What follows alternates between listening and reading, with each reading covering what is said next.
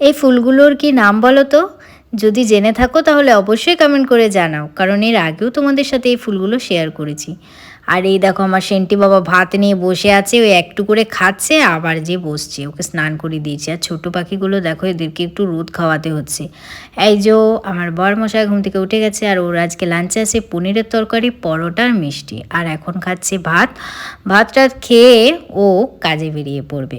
ওকে যখন আমি এত কিছু খাইয়ে পাঠাই তখন যেন আলাদাই একটা শান্তি লাগে, মনে হয় যেন কাজে একটা অন্যরকম এনার্জি পাচ্ছি। তো যাই হোক, এটাই হয়তো ভালোবাসা। তো ভালোবাসাকে আর কি করে এক্সপ্লেন করব বলো। তো তারপর এই যে আমি একটু আড্ডা মারতে চলে এলাম, আর রূপকে দেখো, ও তো আমাদের প্রতিদিনের সঙ্গী। আর এই যে আমি নো টেনশন নো চিন্তা, যদি জীবনে কোনো টেনশন নিয়ে থাকো তো সেই টেনশনকে প্লিজ তোমরা দূরে ফেলে দাও, আমার মতো হাসি খুশি থাকো সব সময়। Always tata.